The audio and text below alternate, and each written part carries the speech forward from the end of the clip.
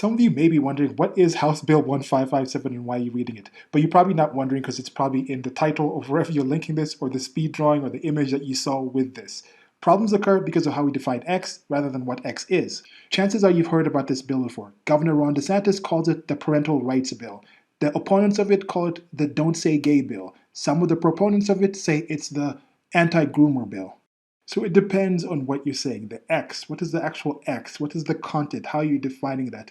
So to that end, I'm actually going to read the actual bill itself, House Bill 1557. Before I do that, I'm going to give you a bit of background on who I am. If you're new here, thank y'all for coming. If you're old, welcome back.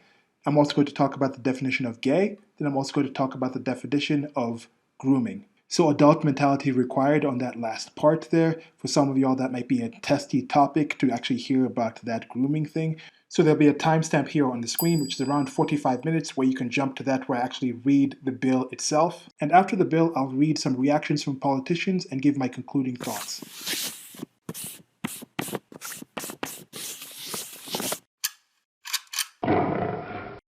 So with definitions, who am I? Social-politically, I think the closest thing to define my stance, my ideology, my ideation would be anarcho-capital. And that is a system where the ruling class or the lawmaking class is also subject to those rules and not above them. And when it comes to the economic system, I'm talking about free market capitalism where the means of production are in private hands, which I think encourages a competition in which the people who can provide X good to serve Y need in Z cheapest kind of way will actually win out, and everybody in the market, involved in the market, will benefit. And the current systems around the world and in the United States of America are definitely not these two things that I believe in. I completely understand that when you use something like the state, it says it's one thing, but then the actual application of that thing can change into something else. So I can see somebody saying, oh, I know it doesn't say this, but eventually it's going to be used for this and for that other thing. We understand that. That is in part why I'm against the whole schooling system, the whole schooling indoctrination system, because you're putting your kids in the hands of other people who can do things. Supposedly they're supposed to do this thing based off of these laws that the state, that the government has said that's what they're going to do. But first of all, even in that whole relationship, they're employees of the state. They're not your employees. So then parents come and say, oh, no, they're not your employees. The state takes your money through various sorts of taxes and things like this, primarily property taxes. And then once your kids are in there, they are wards of the state. The teachers are paid by the state. So the administration and all those people are working for the state to get a result that the state who is paying them finds to be preferential to actually what happens. And then now that is the general intent. Now you just have to believe that the state has your best interest, aligns with your interests of your family and things like this. And then now people who are hired by those states, even if they do align, those people have to now think like, okay, these people in the teachers unions and all these people, they also have the same interests and they're not involved in these things. And there's just very many question marks going on in there for people to define the X of supposedly teaching your kids in very different ways when it comes down to the actual practical application of it. So that's why I thought, hey, let me actually just read the bill and actually see what's going on with this. Because when it comes down to it, what are a parent's actual rights when it comes to what happens in the classroom? What do you think they are? Can you think about it? What are maybe the parents' rights actually delineated? With compulsory schooling, we know one of the primary things. I think there's somebody who says possession. Some people say possession is like 2/3 of the law or something like this. Well, you're not even allowed to decide if your kid is there. Compulsory schooling means the child has to be there. So the possession of the child, the physical possession of the child is already taken away. The child themselves, of course, they're minor, so under the law, oh, you're not allowed to really decide where you go. But I guess if you're post 18, you can decide to go to school or not. You can drop out. You can emancipate. You can even emancipate younger. You think you have to emancipate if you're younger than 18, because once you're 18, you're just legally an adult and things like that. Or is it 21, depending on where you are? So there are these kind of things to kind of think of. The kid is out of this. First of all, the kid is out of this. That's what I'm saying. The kid is not even the customer. The kid is out of this to begin with. Yes, it might not be the best thing to think like, okay, kids can decide exactly what they want to learn, how they want to learn. But to a certain extent, how much actual input is asked about the kid? Are they asked to grade the teachers? I guess in some places they are. Okay, so I'm rambling a bit, but we shall get to the actual content. Maybe I'll put like a timestamp somewhere where I get to the actual reading. So with the parental rights, what parental rights do you think are actually delineated? And we'll start seeing with this parental rights bill, how much is it an actual parental rights bill as Ron DeSantis says? As I've said or was trying to say, if you're in a system where it's as compulsory, if you happen to live within this geographical area, you have to send your children of these ages to these particular institutions for this particular amount of time every week, that to me is already a massive violation of parental rights. In a preferential system, society would be one that encourages full choice in how your kid is educated, whether it's full on homeschooling, to using systems like pods or other things, remote learning sort of things, or the typical school choice of sending them to institutions that you want them to go to. Schools themselves, or the people teaching kids, should have the opportunity to actually decide who they teach. Both individual teachers, both the institutions, the things, they should be actual levels where they can say, we're going to have submissions. Discrimination is a positive thing. You don't want the ability to have somebody decide who you date, who you're dealing with. Yet a lot of people, they date and deal with people who are in their schools. So you just put in these compulsory places. So I don't say to someone's like, yeah, it's glasses. It's only kids with glasses. Our school is for kids with glasses, parents with kids with glasses. You have to get these kind of test scores to enter here. All our courses, all our sports, our extracurricular activities are biased towards kids with glasses. Do that. But the key, they should be a monopoly. Without the state having a monopoly on education, then you'll have the opportunity to pick other forms of actually learning. So if you want to be homeschooled, go ahead. If you want to go to the glasses school, apply to go to the glasses school. Without certain protections on intellectual property and things like this information will be open. So if somebody says, okay, I like what this glasses school is doing, but I don't like that glasses provision, so I'm going to do the same thing and to be open for anybody, you don't get to have glasses or not. Even the people with glasses can say, I'm going to apply to that school because I like that better. In systems when a service can be given en masse to people, most people say if you can do a personalized version of this, it's actually preferential. But in schools, in part due to the indoctrination that people have been put under, they seem to think, no, this generalized approach is actually something positive. This is the best way we can actually do this. I have another conversation where I'm focused on the ivory tower, so this is postgraduate and graduate studies and things like that, with focus on the United States of America, because other countries in the world look at the US, they want to be like the US, and they think the education system is a key part of that. So there is a big influence that the United States of America has on other countries. Other countries see that and see, we're going to try to do that. But when it comes to education, I think it's positive for Americans to look at what's happening in other countries that don't have the embedded interest of a big schooling indoctrination complex where these people are invested into it, their pensions are coming out of it, they've been putting other kids through it, they've been through it, which might give them some bias towards new ideas. So as I'm getting closer to the actual reading of that bill, why do they say the Don't Say Gay bill? Is it more of a Don't Say House Bill 1557? What would the reaction be to it if that's what they were saying? If it was being reported, it's Bill 1557, what would people think? Maybe that would keep the name in people's minds, and that would lead more people to maybe just do an internet search and maybe actually get to the actual bill. I know if you write Don't Say Gay bill, you'll see a lot of news stories and things like that, and then eventually you'll find some stories that have the actual bill number on it. But why would people be saying, oh, this is an issue of not saying a word, not talking about something, not identifying apparently LGBTQ plus or whatever with the letters and the things, the alphabet people type of things, not identifying these people, not allowing them to talk about who and what they are at that time. If you're saying that's what it's about, it's not calling things the things that they actually are. Why are you beginning by not calling the bill by the actual bill's name? Some of the issues with this are like, oh, I decided to call myself this, and I want you to call me this, and then someone's like, I don't want to do that. I don't want to call you a woman. I'm not going to use those pronouns that you're saying. I don't really think these genders that you're speaking about are actually accurate, so I'm not going to use them. You can't make me. Yet these people have an actual bill of a thing. The bill is identified as House Bill 1557, but these people refuse. They say, no, I'm going to name you how I want to name you. That to me already indicates that some of these regressives are being somewhat disingenuous about just the general process that they're into, or it's just a more like rules for you and not rules for me. Or different rules for me and rules for thee. Rules for me, rules for thee, rules for thee, rules for... I don't know how that saying goes. But we're going to go to the definition of gay from Merriam-Webster. And this is it. Definition of gay says the word, an adjective, entry 1 of 2. 1a, of relating to or characterized by sexual or romantic attraction to people of one same sex. It says gay men, a gay woman in her 40s, often used to refer to men only, gay and lesbian members of the community. B, of relating to or intended for people who are gay, lesbian, bisexual, transgender, etc. The gay rights movement, a gay bar.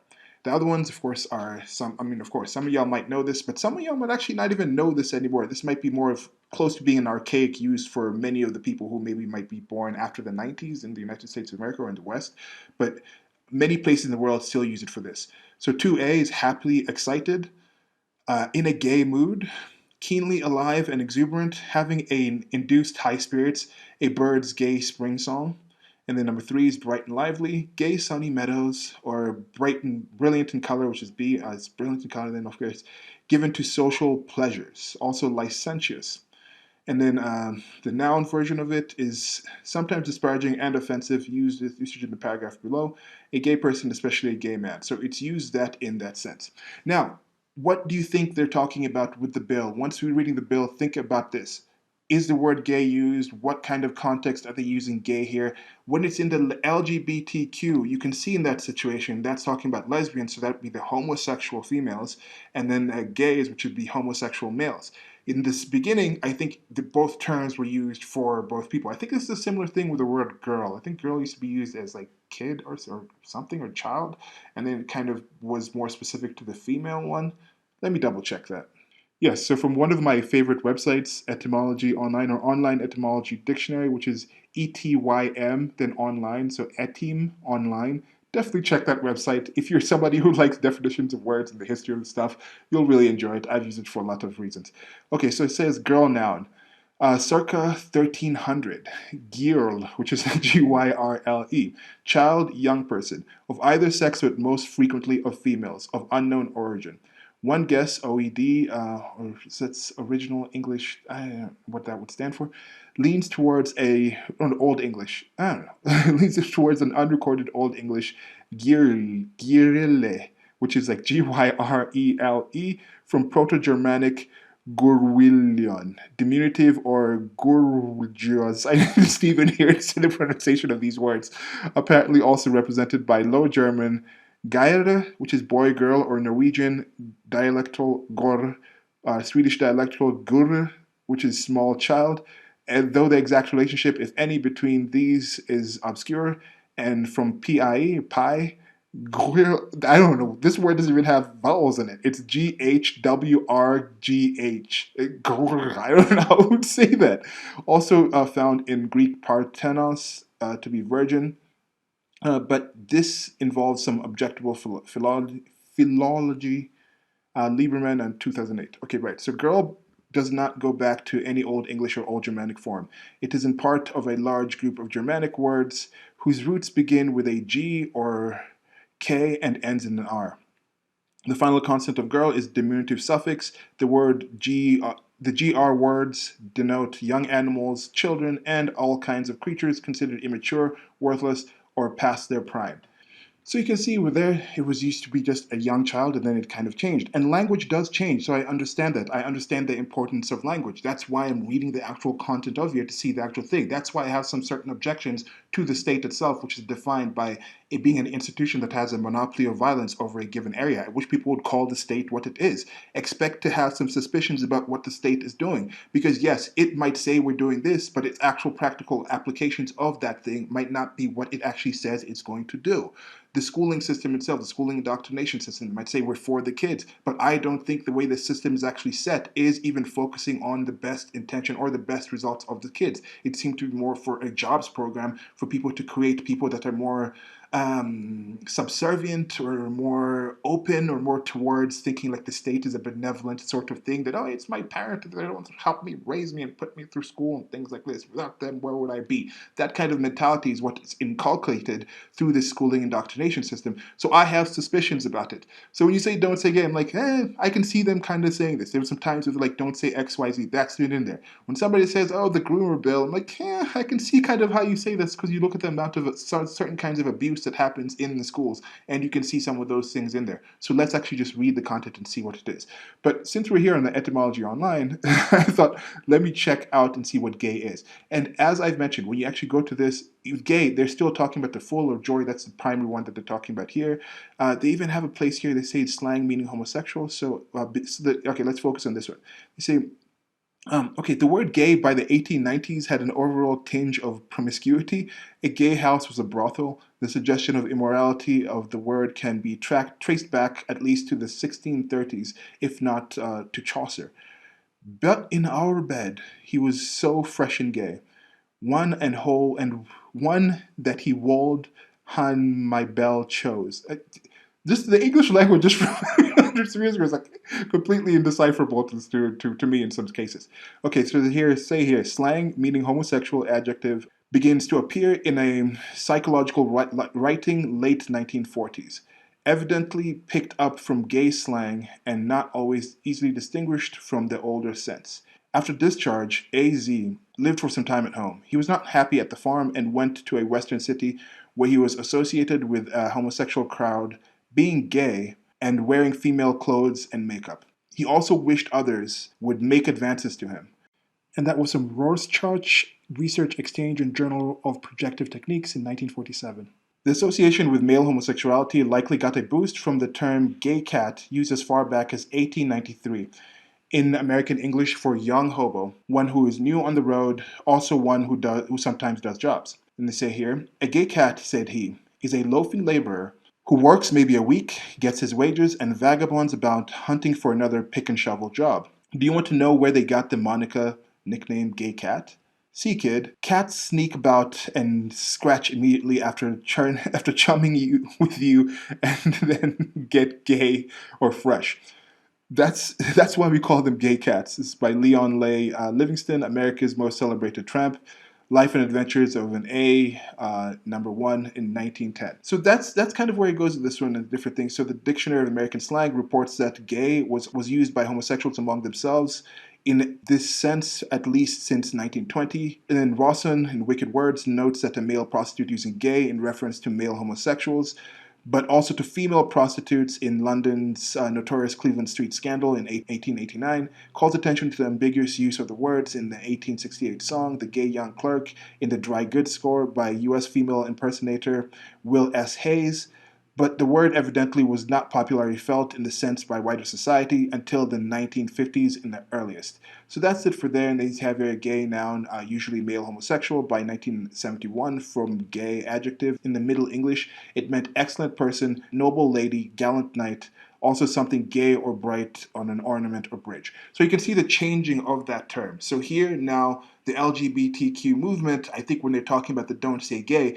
they're not specifically, in my estimation, they're not specifically talking about the actual gay. Maybe if you say don't say LGBT, because I think if I'm not mistaken, it used to be the LGB movement. But that's long before Let's Go branded. I think it was like the LGB movement was like lesbians, gays, and bisexuals. That's how it might have started. Now, maybe I should go with the etymology, but I think I'll get back to the actual content as I have to read the definition of groomers and things like that. But just a few thoughts on this. I think when the people are saying don't say gay, Bill, maybe they had some, I don't know who works on these things, they have some marketing type of rhetoric type of thing to come up with a chance, but they have these slogans and things in order to actually paint something in a certain light. So I think they're referring to gay in that sense where they're just talking about the wide range of things. If they say, okay, the LGBTQ plus or QIA plus or how many letters they need to use to feel like everybody's included, if they use that, then people will start saying, okay, what's the queer part? What's the Q part? What's the plus part? So for some of them, they might want to avoid some of those questions about these other things that might not be as familiar to people or might be easier to twist for some people out there. So they're going back to the gay rights. So this is a gay rights thing. And I think this is a typical thing in the social political sphere, especially in the political sphere. I think knowing the gay rights movement in that sense is something that's more familiar. I think someone like Harvey Milk was one of the earliest pioneers with the gay rights movements in the United States of America. I think it was around the 70s or the 60s when he was active and things like that. Being one of the first openly gay people to be elected to public office, I think, in California. Maybe in the entire United States, I'm not quite sure. I'm almost 100% sure that there had been other gay politicians before this in California and other places in the United States of America and other places in the world as well. But there's certain social things that you have to kind of play with. You have to understand if I'm going to get the vote from these people, get to this office, I need to at least behave in this certain way to do this. Problems occur not because of what X is, but because of how you define X. So as long as they define themselves as, oh no, I'm just a family man, or I'm just a heterosexual, I'm a believer in this, I'm not an atheist, or things like some of those kind of things are really, okay, people don't really care who you actually are, but how you define what you're going to be. And again, this is why we're reading the actual definitions of this with the actual thing. What does House Bill 1557 actually say? So when it comes to the gay things, keep in mind what I said there and see if some of the things in that bill actually turn out to be what the opponents say this is about. Now I'm going to move to the definition of Grooming. And for this, I'm going to rain.org. RAINN.org. And this is their mission statement. The letters of the name make an acronym. That stands for, the R word, which means the worst kinds of assaults that you can have, physical assaults with sexual stuff involved. Abuse and Incest National Network is the nation's largest anti-sexual violence organization. Ryan created I'm thinking of saying, I know it's rain, like the word when it rains, but I'm thinking like Ryan because it's like abuse, so like rain. But anyway, Rain created and operates the National Sexual Assault Hotline. They have the number here, 800-656-HOPE. So if you're in the United States of America, that's the line that you can actually get to.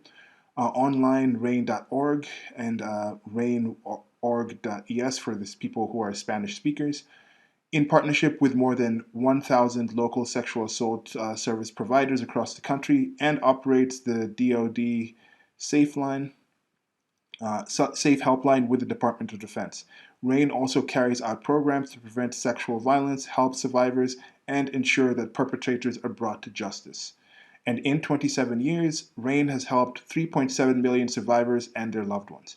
Now, this seems to be something that, again, is a rather great project to do.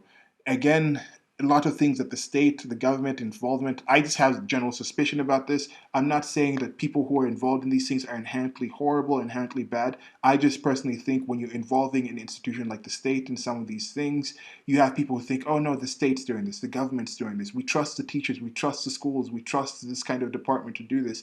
Whereas if you had a system where there was more competition, people would say, okay, there's a need. There's still a need to help victims out there. But if people think someone is helping those victims, people think, okay, we trust the police to be actually doing good jobs in keeping us safe, then they'll allow some criminals to kind of get in around that and actually fix that, because the police are not the most optimal way that human beings in that area can actually use to secure the place. So I think if you have some more competition and some more things, the need is still there.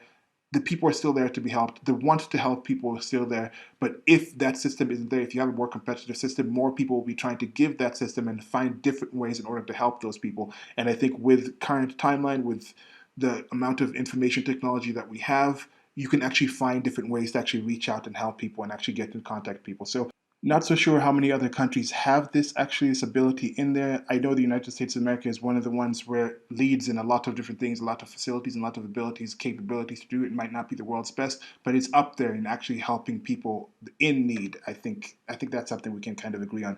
Maybe after I'm done reading House Bill 1557, I might go in and look and see if there's other countries that have some similar things, or might leave some links wherever you're actually getting this somewhere below.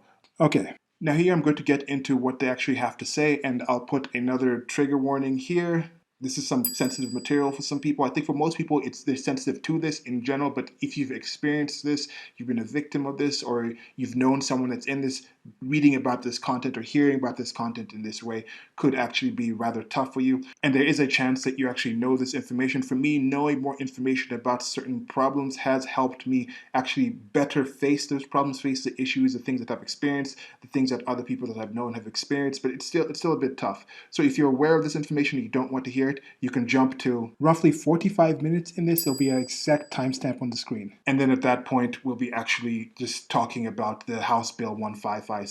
So for everyone else, let's keep going with this. And this is what they say. Sexual assault section of this rain.org and grooming. Know the warning signs. One tool common to those who sexually abuse kids is grooming, manipulative behavior that the abuser uses to gain access to a potential victim, coerce them to agree to the abuse, and reduce the risk of being caught. While these tactics are used most often against younger kids, teens and vulnerable adults are also at risk. Grooming can take place online or in person. It's usually employed by a family member or someone else in the victim's circle of trust, such as a coach, teacher, youth group leader, or others who naturally have some interaction with the victim. Though grooming can take place in different forms, it often follows a similar pattern. Point 1. Victim selection. Abusers often observe possible victims and select them based on ease of access to them or their perceived vulnerability. Point 2. Gaining access and isolating the victim. Abusers will attempt to physically and emotionally separate the victim from those protecting them, and often seek out positions in which they have contact with minors. Next point. Trust development and keeping secrets. Abusers attempt to gain trust of a potential victim through gifts, attention, sharing secrets, and other means to make them feel that they're having a caring relationship and to train them to keep the relationship secret. Next point, desensitization to touch and discussion of sexual topics. Abusers will often start to touch the victim in ways that appear harmless, such as hugging, wrestling, tickling, and later escalate to increasingly more sexual contact, such as massages or showering together. Abusers may also show the victim pornography or discuss sexual topics with them to introduce the idea of sexual contact. Last point, attempt by users to make their behavior seem natural to avoid raising suspicions. For teens who may be closer in age to the abuser, it can be particularly hard to recognize tactics used in grooming. Be alert for signs that your teen has a relationship with an adult that includes secrecy, undue influence, or control, or pushes personal boundaries. Okay, I'm going to give a bit of commentary on that section. As you can see, there's different versions of this. They recently had Ketanji Brown Jackson was being interviewed for I think it's an interview or is it just a hearing before her confirmation as Supreme Court Justice of the United States of America, and something came up with her sentencing towards pedophiles and things like that, and they're talking about how, oh, in the past this law said you had to get this amount of time because if you have this amount of actual content, let's say it's like 5,000 pictures or something. He said in the past, they're saying, okay, that takes a lot of time to get 5,000 pictures. 5,000 pictures would normally show that, okay, he's been involved in searching this out for maybe hundreds of hours to actually accumulate that amount of content if you don't have the internet, if you're actually taking the photos and getting them developed, all those kind of things. But now, since you can actually somebody can supposedly just go online and click on a page and then all of a sudden get 5,000 pictures with just one download, that would take a less time. So they're saying, okay, so the ease of actually getting that content is different. So she was saying that's why we're going to have a different sort of sentencing, because that 15 minutes or something shouldn't like define the entire person's life, because like that would show that maybe they were completely okay not dealing with any of these things and then they just click the thing. So I kind of get where she's coming from with that when you're talking about the actual legality of it, but I brought that up because with this now, with access to technology and access to information, as I said, it's good for actually being able to help people, but it's also a tool that some people who are using can actually use to actually harm people in certain ways. So there's ways that they can actually get to contact. Your kid has a phone now, your kid's online now, your kid goes to like different places where their computers serve. Even if you don't have the computer at home, they can go to the local library, they can have so there's I understand the concern there, and that's why I'm saying it's even higher chance of you looking into your kid. As a parent, I think it's still important that you as a parent actually look into actually having a good relationship with your child and start finding some of these things. So I know most of the parents that I know are decent parents and they're looking into these things and they're actually trying to raise their kids in a way where they have that kind of connection. But just realize that kind of thing is out there. One of the things that with the grooming here that leads some people to call it the groomer bill is this bill, House Bill 1557, is dealing with people, I think, second grade and below. So we're talking about 5 or 6. That's what's the content is actually being talked about. Those are the people that are being focused on here. So it's not even the teens and the things like that. So people say, why do you need to be talking to kids that young about this sort of content? And what is the actual content being talked about? I think that's a good thing to keep in mind once we get to the actual reading of it. Now, with this one, people getting into a situation to behave natural. Now, there's still some people who truly believe that that behavior is aberrant. It's unnatural. I don't believe that. I think homosexuality and those things, there's actual experiences of that. There's expressions of it outside of the human animal. We're not the only animal that expresses this. I guess trees and things like that don't really have like sexual genders or things like that, so they don't have this like a lot of asexuality or like. But even with trees, like people can kind of tell it's like male and female trees if y'all don't actually know that. But then again, the biological male and female is different from the gender, which is man, woman, is different from the expression, which is masculine, feminine. Another point I'd like to highlight here is the nature of the schooling indoctrination complex, especially with the compulsory schooling. You're telling the kid that regardless of who you are, yes, you're young, we're sending you to this location. You have to be at this location. It's not a choice. You can't just decide to stay home. No, mommy and daddy have to do things like outside. We're doing other things that more importantly, you have to stay with these people. You're telling them, trust these people. These people will keep you safe. Because you wouldn't just tell the kid, like, no, I'm just going to put you somewhere where you're unsafe. So you're already putting that into the kid's mind. And then now, the predators that might be out there, the people who might be interested in grooming your kids, they're thinking, where can I go where there's a whole bunch of targets? There's a whole bunch of young kids that are being told they have to listen to me. They have to trust me. They have to be here with me for this amount of time. They have to keep coming back to this location. They have to keep doing these things. So, of course, whether it's nature, nurture, however you want to say it with these things, the people who have the predilection, the people who have the ability to do these sort of things will go to where the targets are. Just like it was in churches before. They were going to churches, they understood they had access to kids, they had the ability to be protected by the system of the church, moved around and things like this, would have been kept secret because the church is trying to protect its other things with it. So they will do that. That was an accepted thing. We understand why certain people would go to those positions because they understood the kids were being put in the charge of people in those positions. So they would do that.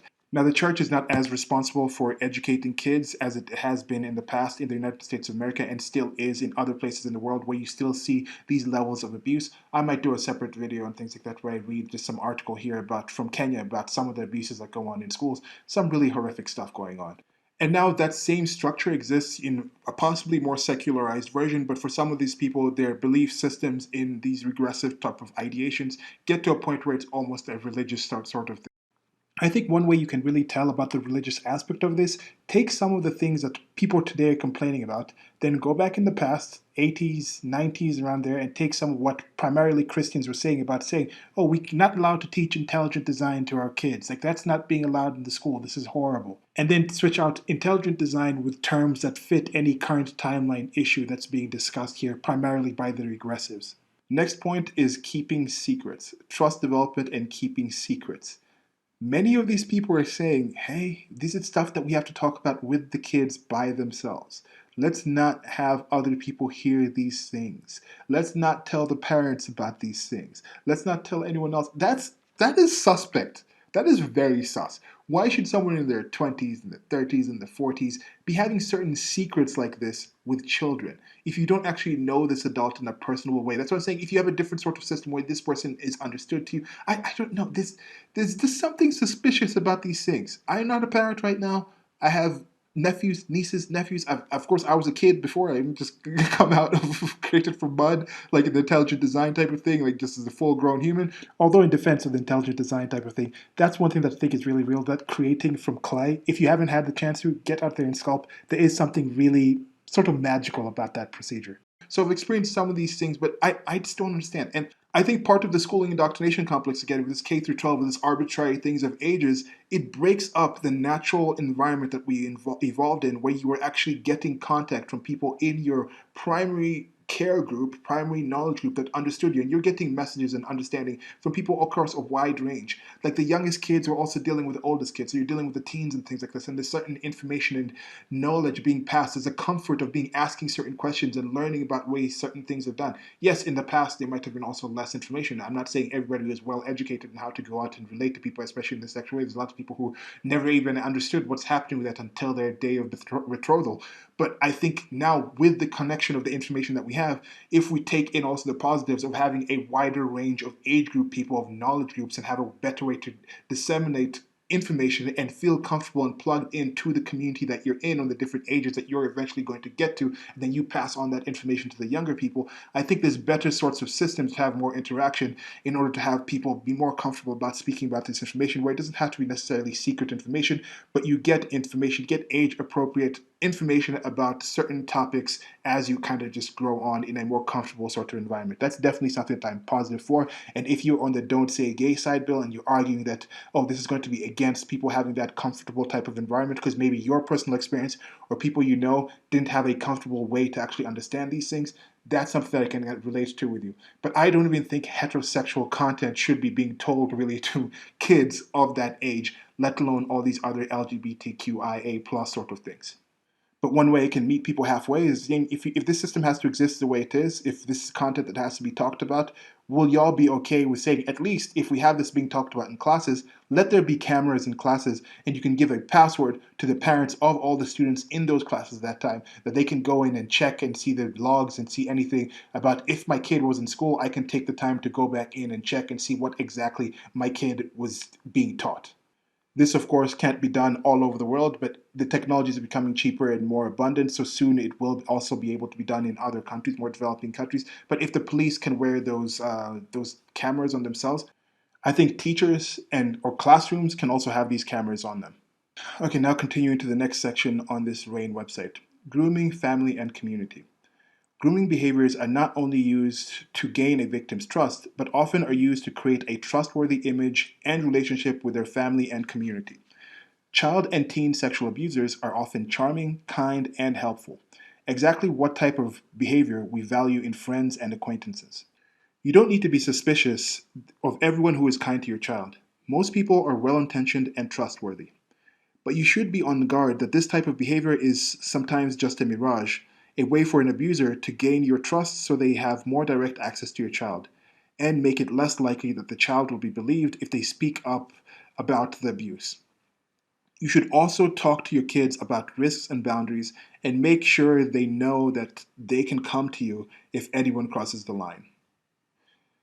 Now, some commentary on this. I don't know if it's personally from my point of view or my mentality or things like this, but a lot of the people I see advocating for this content, a lot of the teachers I see saying we should be allowed to teach our kids this, don't even seem like personable people to me. They don't seem like it's something about the way they carry themselves, the kind of aloofness or holier than thou or we're better. These are our kids. These are my kids. Make note, those are not your children. Some of you might be actually teaching your children, but most of those are other people's children. This whole mentality, these are our kids.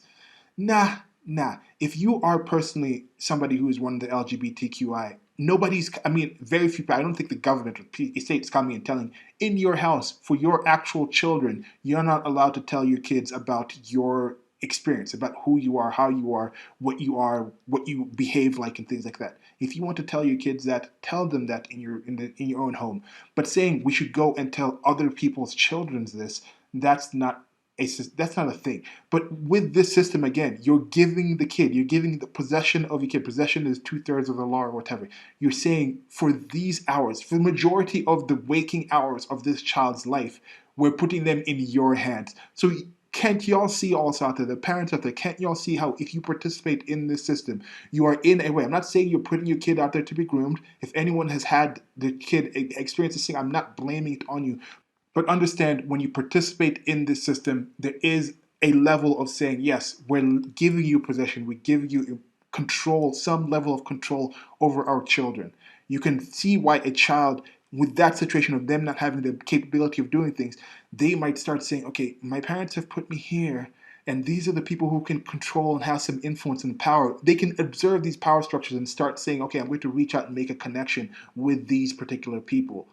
So if you find yourself in a situation where you can't really do anything else, you feel like you can't really do anything else but send your kid to schools, I think you might be able to find some ways to increase the amount of communication about what happens in schools or having some nice quality time with your child to create a bond and a strength of actual knowledge of sharing of information where if there are issues, they would be able to tell you those issues and you would be able to trust that they're not lying or not making things up just to get your attention or things like this, where it's something you can actually act on in an actionable way. Now, on to the next section here is online grooming. Online grooming often involves adults creating fake profiles and posing as children or teens in order to befriend someone and gain their trust. This may be the first step towards sexual abuse or online stalking or harassment. You can learn more from internetmatters.org about how grooming occurs and how you can make a minor in your life safer from it. You can also find out more about how to recognize more warning signs of online grooming from the National Center for Missing and Exploited Children. Rather than banning kids from going online, introduce more freedoms as they get older and make sure they're attuned to the risks and are comfortable talking to you about what they experience. As Michael Rich, director of the Center of Media and Child Health at Boston Children's Hospital, recently told the Wall Street Journal, the whole stranger danger movement did more to create anxiety in children than it did to protect them. Said, if you turn everyone you don't know into danger, you live in a pretty scary world. Now, some commentary on this. This is a key thing. This is a key thing. A lot of the people advocating for this seem to be living in the scariest sort of world ever. They say if this bill comes out, then we're going to have all these LGBTQ kids persecuted. What? How? Why? Where is that in this? This is some kind of attack on them, is it? So we look for that in the actual bill. I don't think you're going to actually find that in there. on the groomer side of the bill type of thing. Okay, yeah, so okay, this is a groomer type of bill. This is a thing that's supposed to protect kids from the grooming. Are they really? What are the actual systems in this actual bill that will say for the kids that actually have been groomed? Maybe is there going to be something about actually finding the groomers that are actually in the system right now and getting them out there? Maybe there is. I'm not quite sure. As the state, parental rights type of thing. Oh, we're caring about the parental rights. We're caring about the children. Where Florida was one of the places where so-called Epstein didn't kill himself sort of thing. He was involved in that place and he was doing some things with kids, younger age people. When that initially happened, I don't think, yeah, DeSantis wasn't the governor at that time, but the system kind of protected him. There's been these rings involving politicians, people in power and things like this with different people. How come the names at the list of these people aren't coming out? Recently, Disney was like, okay, we're going to have a walkout. Some of the politics, I think it was like 150 or so of the maybe tens and thousands of actual global employees, or even just employees in the United States of America, or even just in the Florida area, they had a small little walkout about this bill. Disney company was making some noises about this thing, and then it comes out that there was an actual sting where about 100 or so Disney employees were actually caught. People working at the park, people working in the different like tech. There's one person working in the tech department and things like this was caught in the sting about actual targeting children. And so in sexual ways. So you have this kind of things. What is the actual standard? I don't think kids have actually been honored and protected as much as some say. I don't think the state and the government is actually situated in the best way to do these things. It might be the most influential way to do these things. It's definitely better than it's been in the past, but there's better ways to do this. And it starts, I think, at home with you focusing on creating stronger relationships with your kids and just having some knowledge about that. So I think that's a key thing to do. I think if the government was really about parental rights, they'd be like, yeah, let's just have school vouchers, at least to begin with now, cameras in the classrooms, and then you can actually choose. The teachers themselves, the systems themselves, are actually the ones being graded. We're actually going to grade these on the actual results, not necessarily just graduate, but what do these kids do 10 years, 20 years after? Can they track some of the things that they're actually achieving 10 years, 20 years after to the actual school? If the school hasn't actually had those results, shut the school down, get other people in there, get different systems in there. But you don't see that kind of connection. There's better ways to actually say, like, yes, we're actually focused on this. Parents themselves, can they look into the systems and start demanding more from their politicians? Maybe that's what's happening now. I don't necessarily know, but some of y'all might be able to let me know with these things.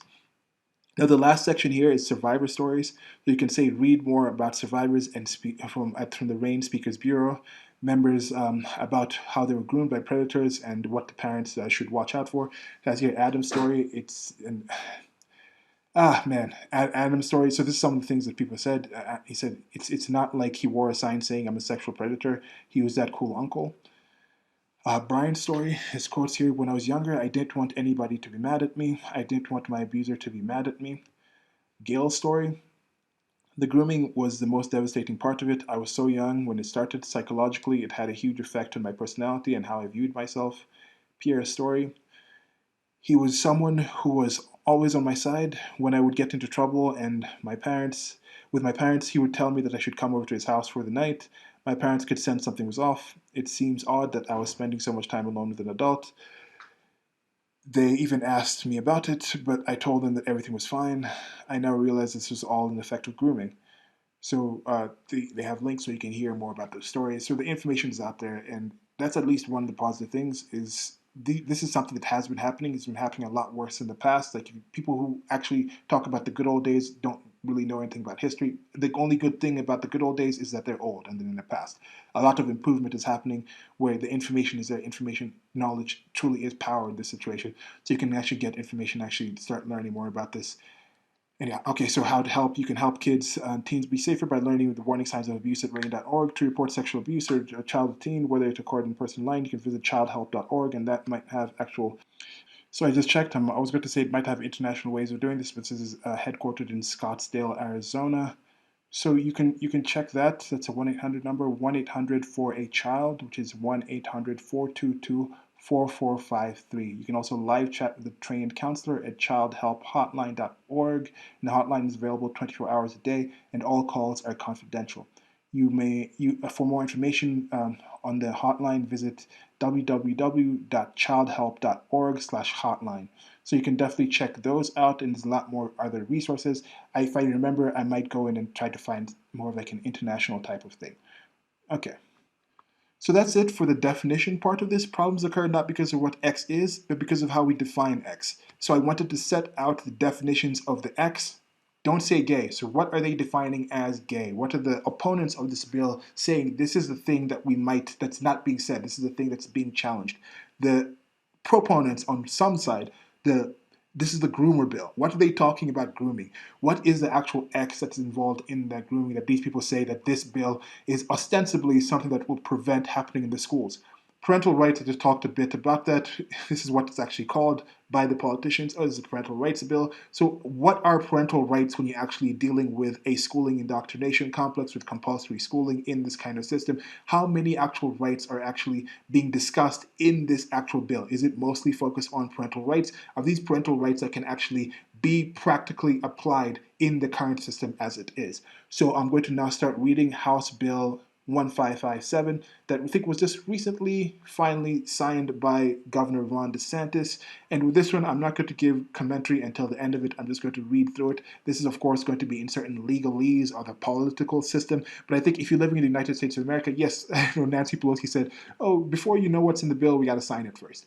In this situation, in more local government type of situations, I think you can actually be more involved in those things, even at the higher level, but you have less actual effect on the higher level stuff in the Senate and the Congress and the House of Representatives up in Washington, D.C. You have less effect in actually changing what's going to happen to that. But I think more at the local level, as you get lower and lower, the information is available ahead of time for you to actually check and double check and see, is this something I support? Is this something I don't? Yet I see an increasing number of people just choosing ignorance, and that kind of frustrates me. So I'm deciding, hey, let me actually just be some random dude here in Nairobi, Kenya. Y'all decided to come and listen to it. Thank y'all very much for listening.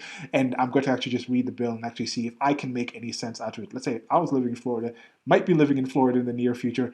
Will this be something that I'm kind of supportive of? But even if I was in that situation, I would try to homeschool if I had kids. Okay, so here we go. Florida House of Representatives. This is a 2022 legislature. It's enrolled, engrossed. I got this, downloaded this before, so it's enrolled, but now it's actually something that has been signed. So CS/CS/House Bill, HB 1557. Okay. An act relating to parental rights in education, amending S 1001-42 FS, requiring district school boards to adopt procedures that comport with certain provisions of law for notifying a student's parent about specified information, requiring such procedures to reinforce the fundamental right of parents to make decisions regarding the upbringing and control of their children in a specified manner, prohibiting the procedures from prohibiting a parent from accessing certain records, providing construction, prohibiting a school district from adopting procedures or student support forms that prohibit school district personnel from notifying a parent about specified information or that encourage or have the effect of encouraging a student to withhold from a parent such information, prohibiting school district personnel from discouraging or prohibiting parental notification and involvement in critical decisions affecting a student's mental, emotional, or physical well-being, providing construction, prohibiting classroom discussions about sexual orientation or gender identity in certain grade levels or in a specified manner, requiring certain training developed or provided by a school district to adhere to standards established by the Department of Education, requiring school districts to notify parents of healthcare services and provide parents the opportunity to consent or decline such services, providing that a specified parental consent does not waive certain parental rights, requiring school districts to provide parents with certain questionnaires or health screening forms and obtain parental permission before administering such questionnaires and forms, requiring school districts to adopt certain procedures for resolving specified parental concerns, requiring resolution within a specified time frame,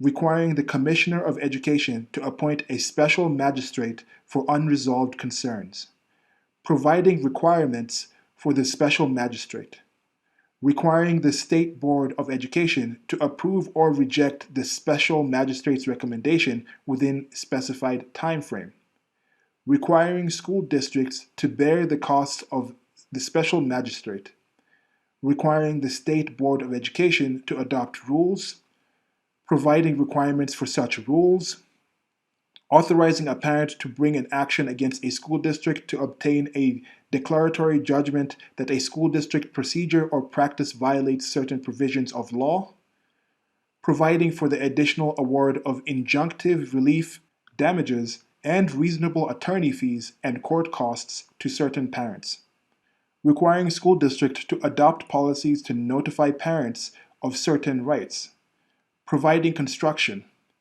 requiring the department to review and update, as necessary, specified materials by a certain date, providing an effective date. Be it enacted by the legislature of the state of Florida. Section 1, paragraph C is added to the subsection 8 of section 1001.42 Florida statutes to read 1001.42 Powers and duties of District School Board. The District School Board, acting as a board, shall exercise all powers and perform all duties listed below. 8. Student Welfare. C1. In accordance with the rights of parents enumerated in SS 1002.20 and 1014.04, adopt procedures for notifying a student's parent if there is a change in the student's services or monitoring related to the student's mental, emotional, and physical health or well-being, and the school's ability to provide a safe and supportive learning environment for the student. The procedures must reinforce the fundamental rights of parents to make decisions regarding the upbringing and control of their children by requiring school district personnel to encourage a student to discuss issues relating to his or her well-being with his or her parent, or to facilitate discussion of the issue with the parent. The procedures may not prohibit parents from accessing any of their students' education and health records created, maintained, or used by the school district as required by S 1002.222 in parentheses. Number 2.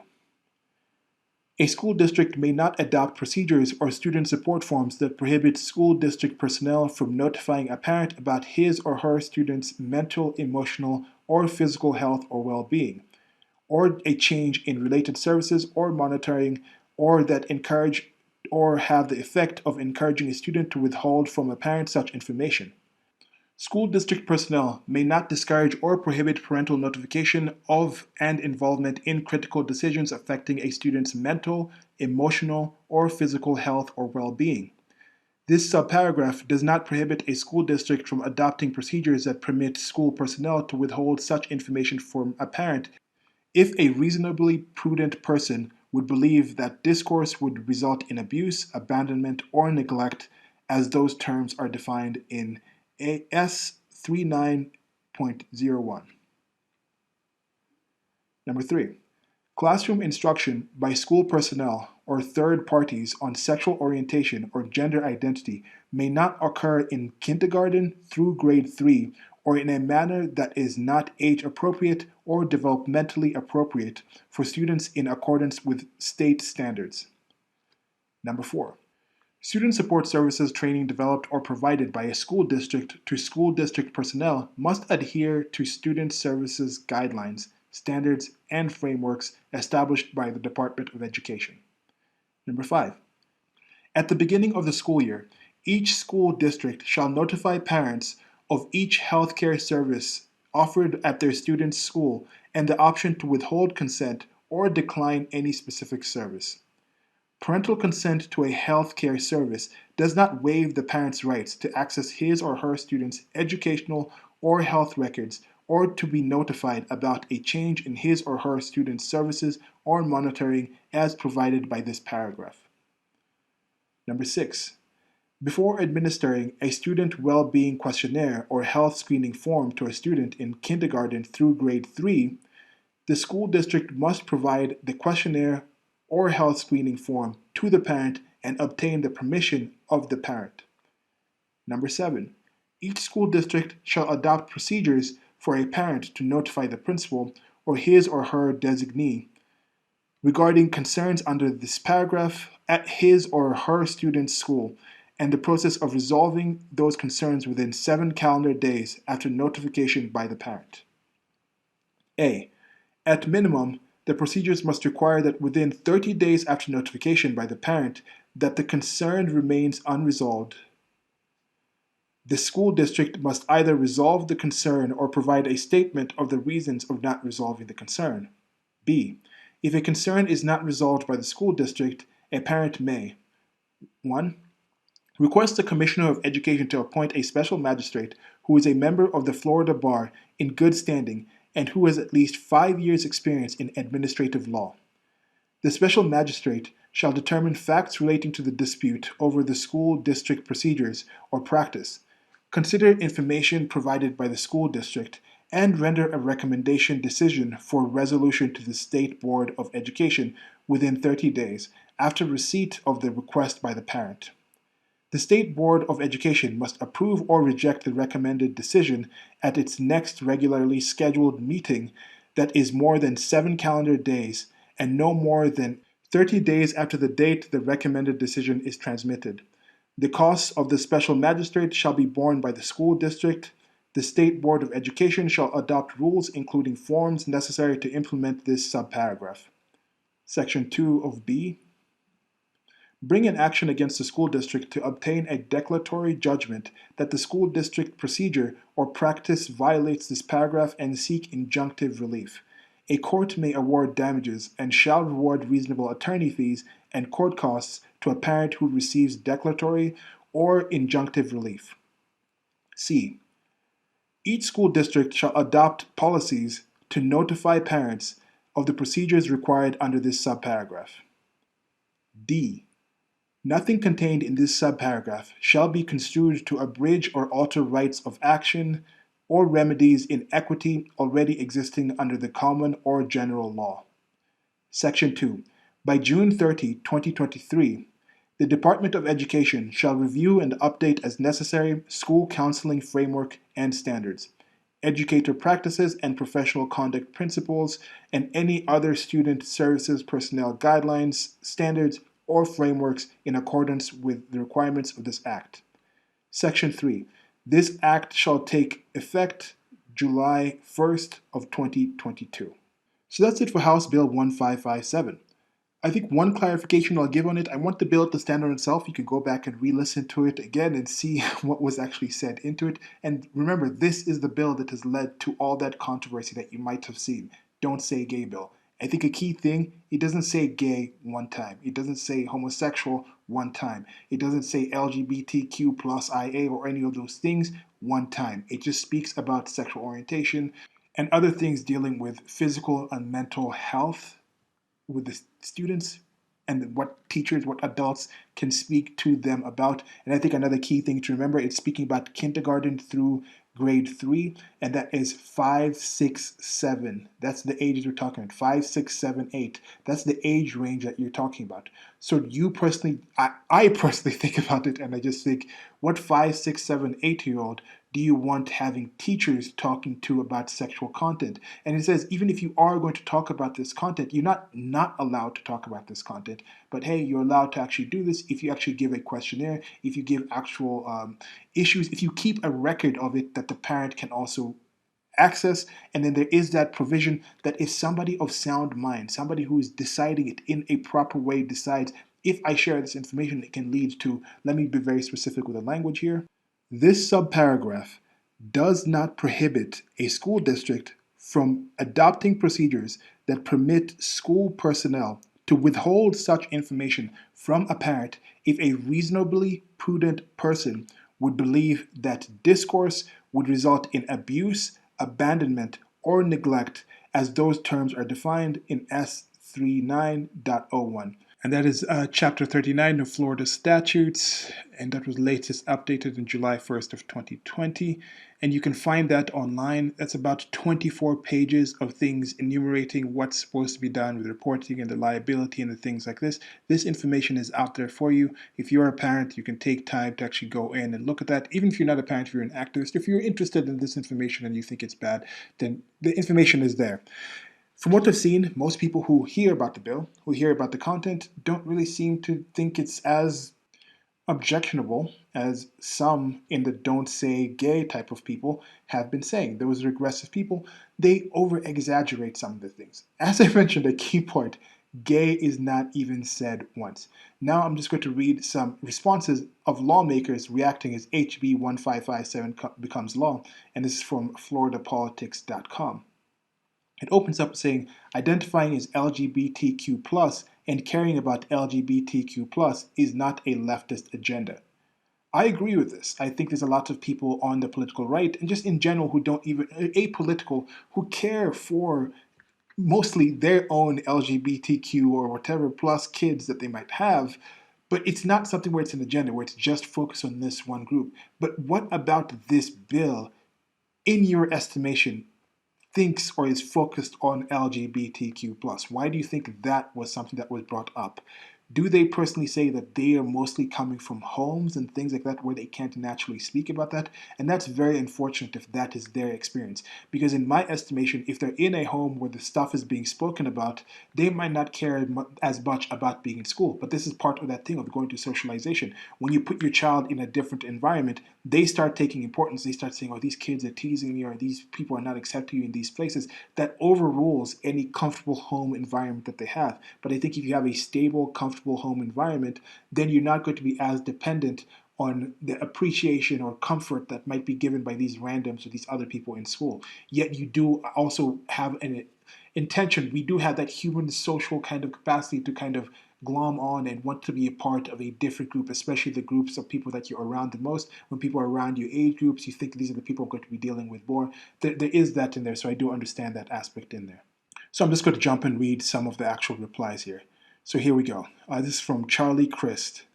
Breaking. Ron DeSantis just signed this bigoted and homophobic Don't Say Gay bill. This is unacceptable, and we need to defeat him. Like and retweet if you agree.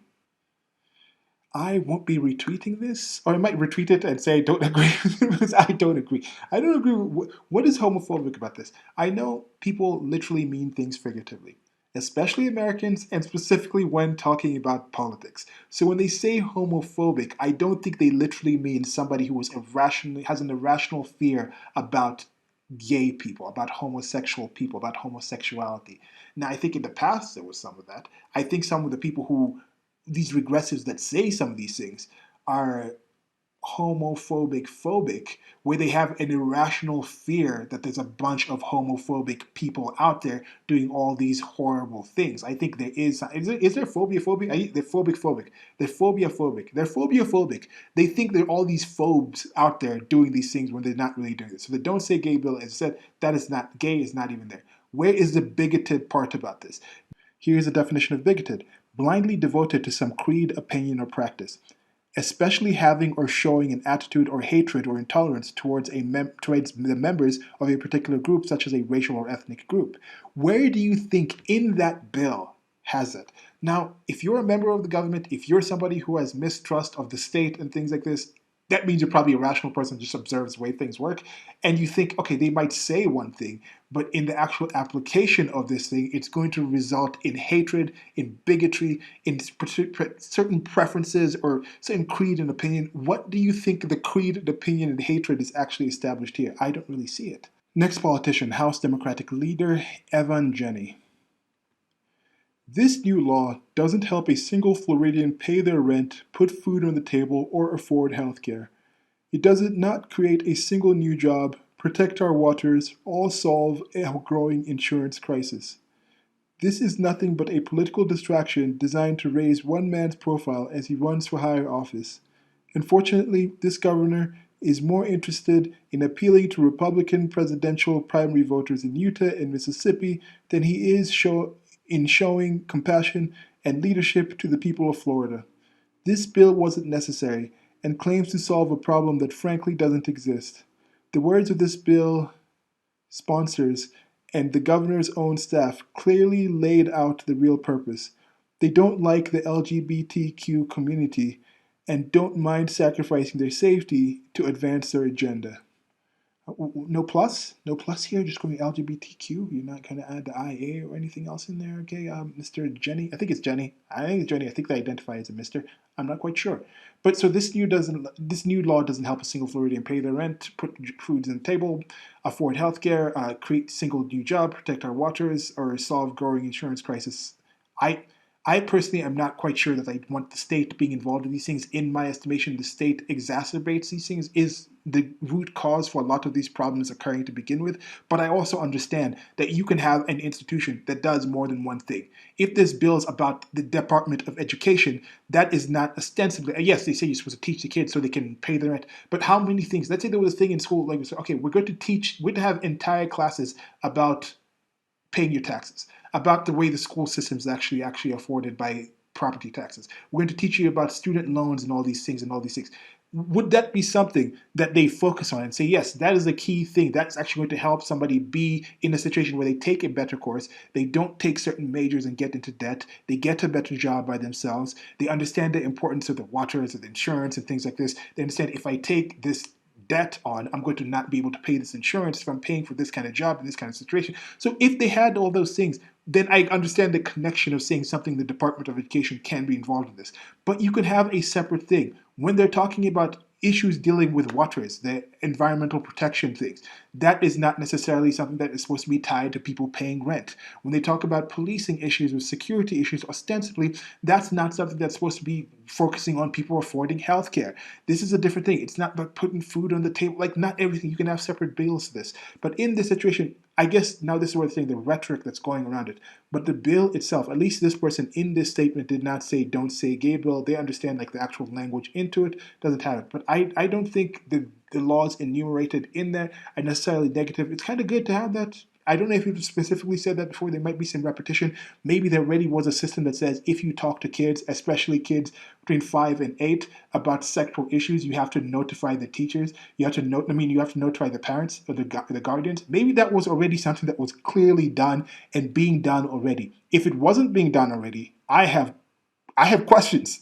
Why were you talking to kids about sexual issues, making them do sexual questionnaires without any actual content? And what on these questionnaires? Are they pornographic material on these questionnaires? Are we talking about genitals? Are we talking about actual intercourse with kids that young? Why are kids that young even being sexual to begin with? That's a question that I am kind of wondering.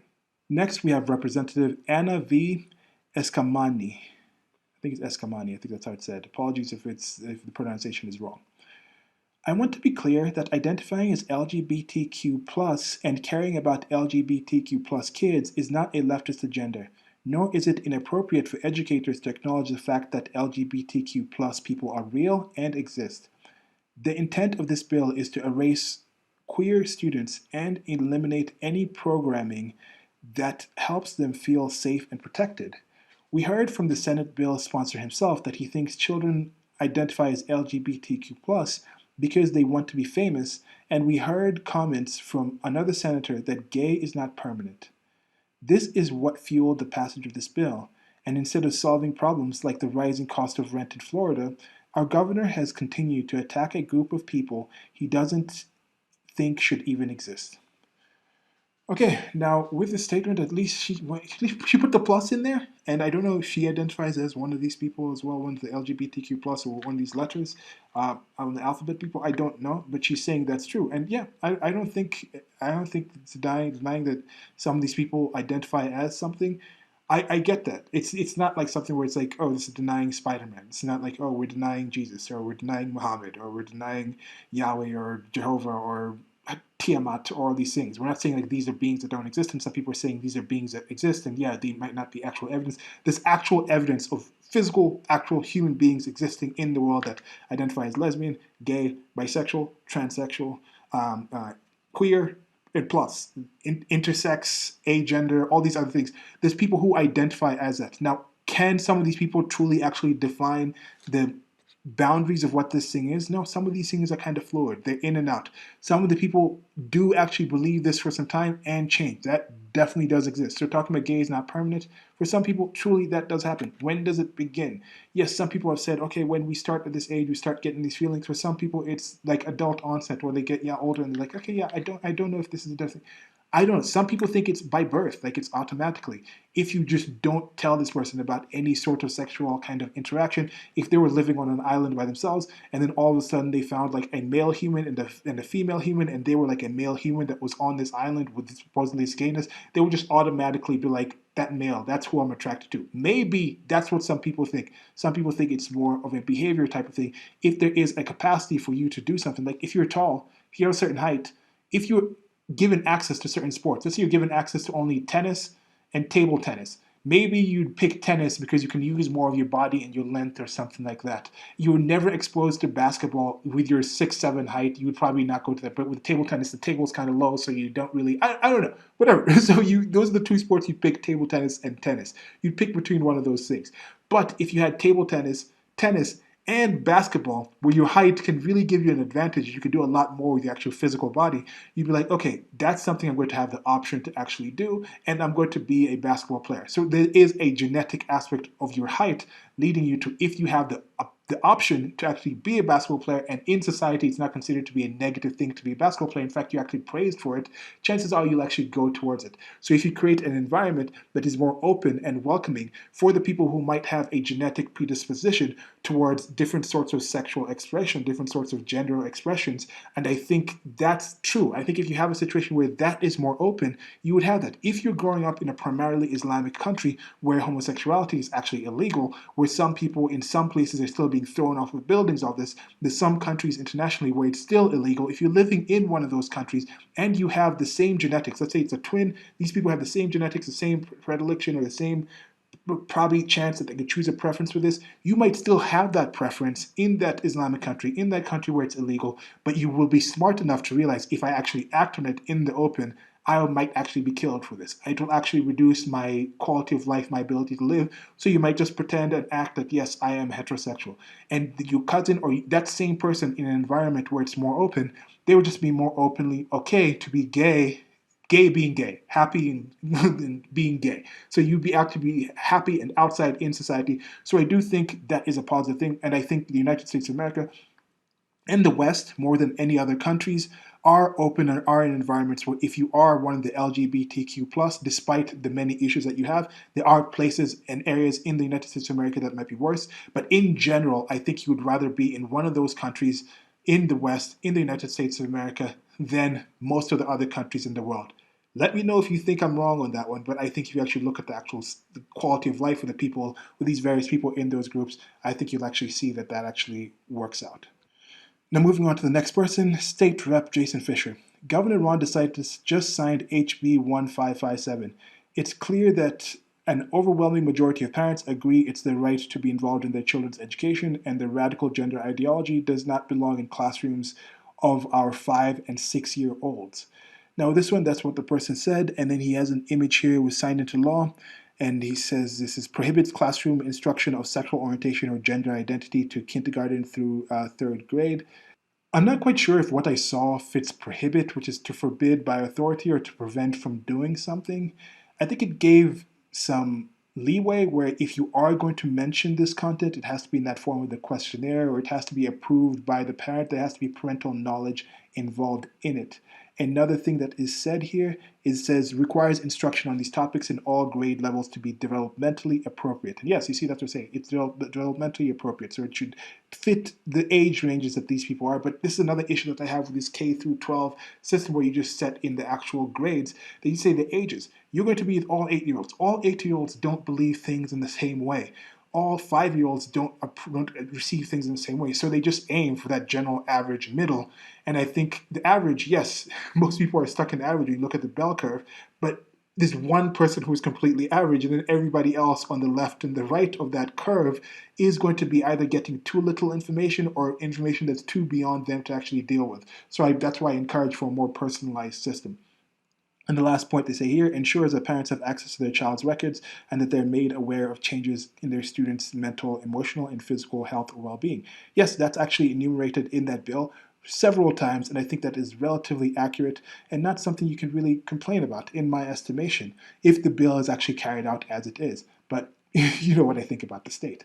Okay, so I don't know any teachers in Florida's elementary schools teaching kids to be gay or transgender, yet we spent an entire session creating a culture war instead of addressing the housing crisis in Florida. Seriously, DeSantis has to go. This was a response by State Rep. Angie Nixon. So again, he can do other things involved with the housing crisis. It doesn't have to be one thing. You don't have to just focus on one thing. Again, people literally mean things figuratively. Did they really spend an entire session creating a culture war? Or did this culture war supposedly exist already since the 45 was in there and things like that?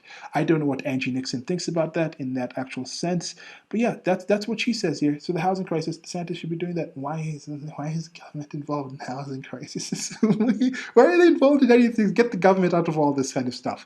So if these people were saying, we want the government out of this, take the government out of schooling, give money to the actual teachers, give money to the actual parents, attach it to the actual kids, and then the parents will be able to decide if they want to go to a school that does the full all LGBTQ plus kind of ideology. That if somebody does have an LGBTQ plus kind of kid and they want them to be in that kid where that is talked about in the open on a regular basis, they send the kid there. They might be parents who are like, I have an LGBTQIA plus kid, but I don't want them learning about sexuality at school, so don't take them there. But then that could be a different institution that says, look, yes, we don't teach that here, but we also have a record that kids of this LGBTQIA plus who come to our school don't get teased by other people because we at least tell other kids around there, if you make fun of these kids, that's not a positive thing. We have a system that organizes and says, look, there are other kids who have different expressions. But again, at this age, if you're talking about this age, why are you focused? How many kids at that age are really starting to explore sexual issues, even by their persons? I don't know. Maybe this is like in the past. So I say these are regressives.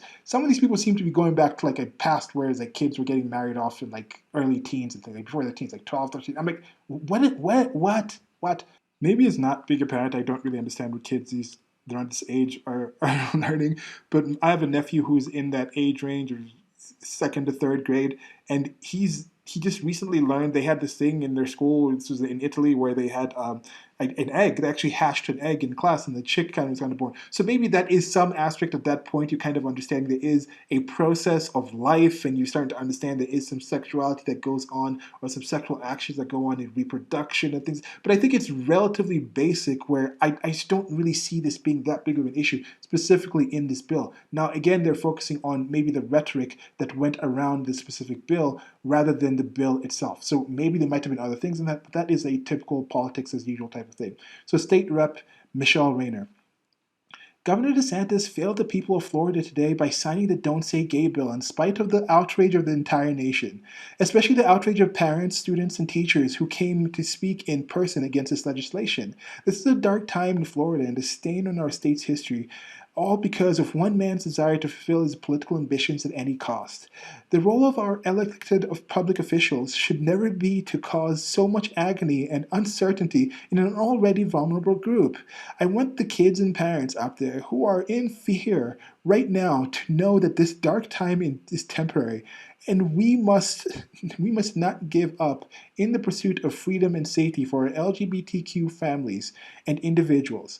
This is the time to recommit to the fight for equality and empower our youth to be the stewards of democracy and the representation needed at every level of government.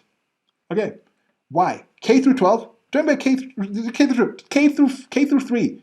Who at K through 3 is being taught to be in government? Why is this in there? You're saying, okay, this is temporary. It's a Don't Say Gay bill temporary. So does that just say gay is not permanent?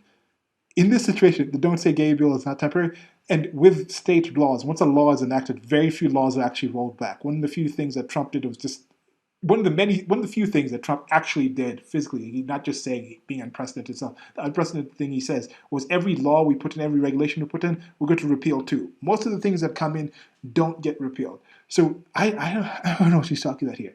Again, doesn't add the plus. What percentage of the population do you think is LGBTQIA plus? What percent of the population do you think this actually involves? And as mentioned, the actual document does not mention LGBTQIA+. It doesn't say gay. It doesn't say any of these things in the specific document. It's just talking about sexual discussion. Does this person, this representative Rayner, does she think that parents are so garbage of that whatever percentage of the kids have these parents that don't listen to them? Isn't there some other way where you can have an outreach to the actual parents rather than talking to the kids in order to get the parents more open about actually discussing these issues? But again, this is K through third. This is kindergarten through third grade was what this bill is mostly focusing on. So you're talking about 5, 6, 7, 8 year olds. Or is this a situation of give me the child, if you give me the child before 7 and I'll give you the man? Is this the kind of thing that they're thinking about? Let me get that child this young age and then start telling about these things, and then eventually they'll go towards the things. Is this what they think? If it's something that's primarily biological, I think as long as it's not an environment that is against it, as long as you have an environment that doesn't encourage people to damn people for making certain future decisions, then eventually, once they are of age, once they're an appropriate age, once they can actually look around and make their options, they can decide. This is also why I'm against any sort of religious ideation, sort of indoctrination of kids at a young age. I don't think they're lesbian 5 year olds, gay 5 year olds, transgender 5 year olds. Definitely not transgender because that's an actual. So transsexual is more of the thing. Transgender is when I think you've actually started the procedure of actually going through the therapy and the hormones or getting surgery and things like that. And I think that transsexual is more the mentality, the thought of it. So I don't think there's any bisexual 5 year olds. I don't think there's any queer 5 year olds. I just don't think a 5 year old in general is expressing these things to be those things. Also, I don't think there's any Muslim 5 year olds. There's no Christian 5 year olds. There's no Jewish 5 year olds. There's no Hindu 5 year olds. There's kids of Hindus, Jews, lesbians, gays, transsexual people who think and project certain things onto the schools. There's no kid astronauts. There's no 5 year old doctors. There's kids who might want to be, there's no 5 year old dinosaurs. There's kids who want to be dinosaurs or superheroes. But those are the things that we understand. Those aren't there. Kids have these things of imagining and thinking they can be these things. And it's good to give them the opportunities to try different things.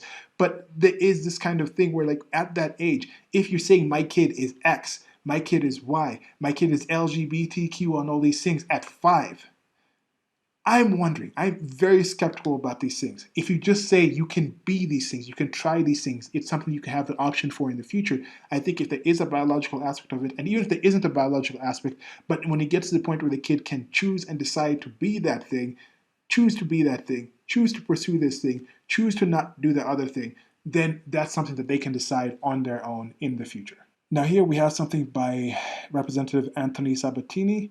Thank you, Governor Ron DeSantis, for signing the anti-groomer bill today. Florida doesn't need perverted bureaucrats teaching transgenderism in our schools.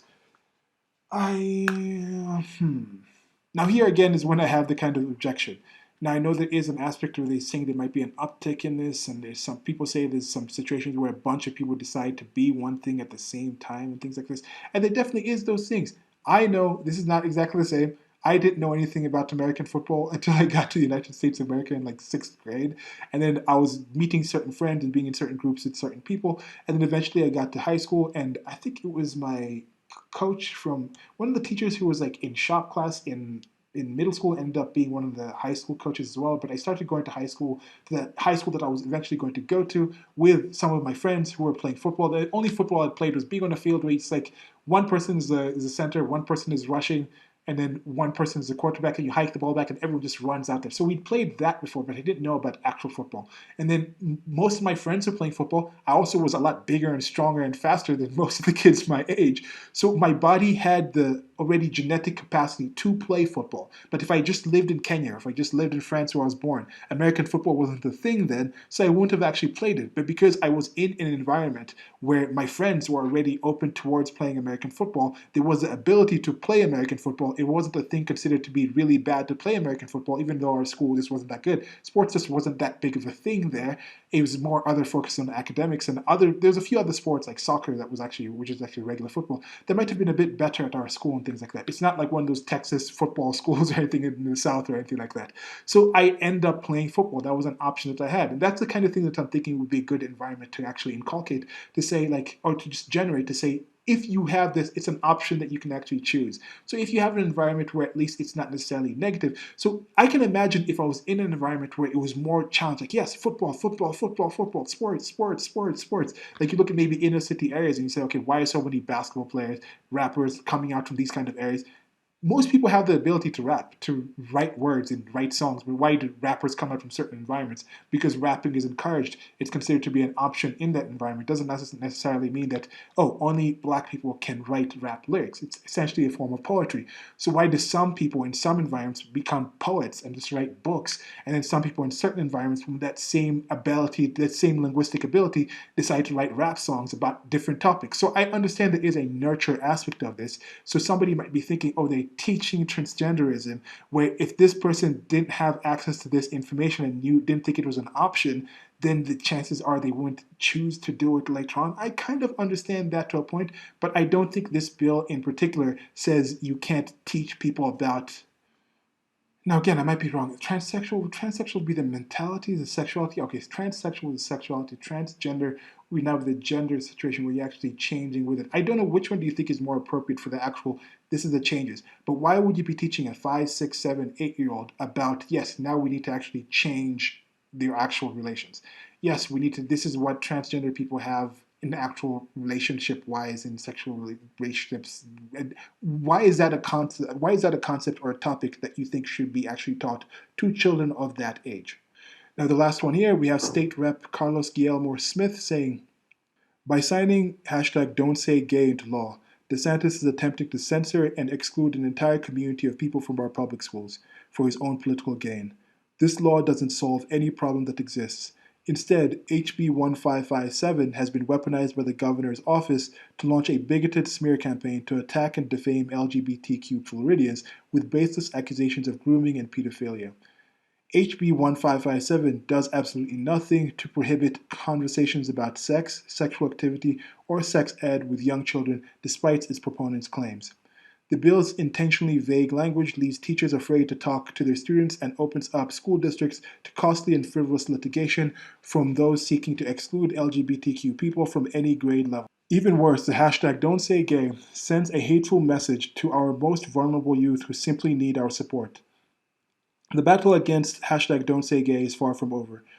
To those LGBTQ youth in Florida and around the world struggling to find support, just know you are loved exactly the way you are, and we'll continue to fight for you every single day because your lives are worth fighting for.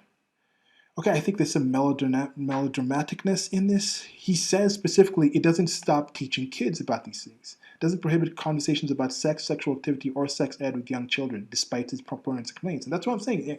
Where is the actual anti-groomer bit? So if it's not anti-grooming, it's simply saying, like we talked about with the grooming definition, and if y'all haven't read that and you skipped it, maybe you had your definition in mind already, or you thought like this is content that you can't have. There is a key part in there that does say that this is about people keeping secrets, telling secret information specifically about sexual content. So if you're going to speak to sexual content about the kid, I think you should tell their adults, you tell their guardians, you tell the parents. So I don't think that's a negative thing. So you can still talk to LGBTQ kids. And I said, some parents have LGBTQ plus kids.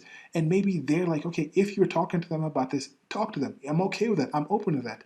Make a cell to the parents. The parents can come to PTA meetings, Parent Teacher Association meetings or something, and you can sell the case to the parents of why this content is actually positive for the kids to have it. Some of the parents can say, yes, we're doing it. I think you can maybe have a situation where you opt out. You don't have to have every single kid. One parent says, I don't want my kid learning this information. So on the day that that questionnaire is given, the kid doesn't have to get that information. It's that simple. Like, what's going on here? If the law doesn't solve a problem that doesn't exist, then what's the problem with the things that were actually enumerated in the law? You can still teach these things. Okay, the bigoted smear campaign to attack and defame LGBT Floridians, baseless accusations of grooming and pedophilia. I, I don't know if there's higher numbers than that. I think keeping secrets from parents talking about sexual content does give some certain access to people who groom, and I mentioned other sections and other people that actually do those things. Some people say this thing, oh, if one kid is saved, what percentage of people is here? Why is he going to like the people around the world, LGBTQ youth around the world? Why are you bringing in the world when you're talking about something that's happening in Florida? Maybe you're saying it's going to set a precedent, but I don't think it's a bad precedent to say if we're talking about sexual content with your child between ages 5 and 8, we should let you know as a parent what is actually going on. Not all parents are good. Some parents are horrible. But again, there's that enumeration that says if somebody has decided this could actually lead to abuse, then you do that. People say if one life is saved. If this kind of situation saves one kid from being groomed, I think that's a positive thing. But people are going to say, oh, this kind of situation is also going to stop hundreds of kids from not getting access to the information that's actually going to help them. I don't know if you can actually show that connection. So there you have it. That's the end of this. That's the end of the reading of House Bill 1557, defining what gay in the context of the don't say gay I think people might be using. If somebody is using something else out there, let me know what you think the other usage might be. Defining what grooming is and how this bill, some people claim that this bill is helping reduce the amount of grooming. I mentioned a bit of how I think that yes, there's some parts like the telling secrets. If you're going to be talking to kids between 5, 6, 7, 8 in those age ranges about sexual content, I don't think they're that sexual at that age to begin with. I don't think they're thinking about those concepts. I could be wrong. Maybe kids are a lot more mature in thinking about certain topics, but age appropriate material about sexual things can be talked to them as long as you're telling the actual parents. If there's certain parents that you think are not able to actually listen to certain content like this, who might actually abuse the kids, harm the kids, if they're aware of the kids having questions about this, there is a system and a provision set up to not tell the parent about these things. So there's a provision there. But as you heard from defining myself where I stand social politically, I do not think the system itself is actually intended to select for the best situations and best environment, best mental and physical health for kids with the access to information and abilities that we currently have. It was a system developed, but it has become a system that's archaic, and it's something that can be subject to change in order to better serve the children if that's who you actually focused on. I don't think the teachers are selected to do this. I don't think the average teacher can actually handle this content to the point that they have. I don't think they have the system set up to actually do the sort of training that will do this, and I think it's more effective to try to reach out to parents and get situations where the parents themselves are more aware of their specific child's needs. And to finish it off, I'm going to go with the Thomas Sowell 3. There's links somewhere here to the merchandise, and on the screen there'll be some merchandise with it. These are 3 questions that economist and philosopher, all around great guy Thomas Sowell asks people, particularly the political left, about political issues. Now this kind of leads to the political left, and I might add also both of the grooming thing. So compared to what? With this rule, with this law, House Bill 1557, compared to what? What are the laws in other situations that you think are more beneficial to supposed LGBTQ plus people that this bill somehow actually changes it? Make the proposal, propose a different kind of law, and then maybe people will accept that one. Now, at what cost? What is the cost? Of course, people say this is going to leave out LGBTQIA plus. This last politician who commented. How? Can you show evidence for that? But at what cost? If you allow people to tell things secretly to kids, then if there's one groomer out of the teachers there that deals with the millions of kids, are you okay with one kid being groomed and one kid being actually harmed sexually? Because the rest of the maybe hundreds of other kids need LGBTQIA content in secret? I don't think you actually think that.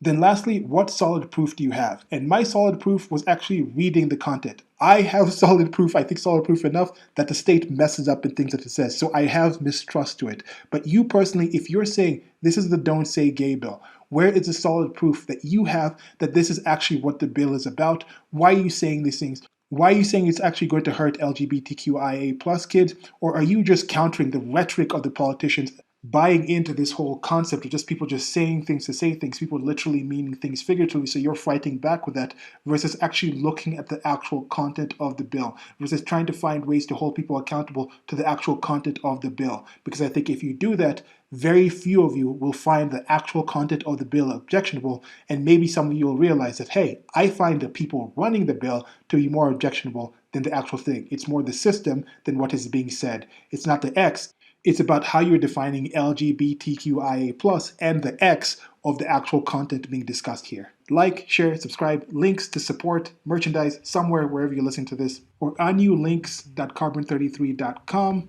Till next time, goodbye. And the small flowers. Not as teeny as these guys.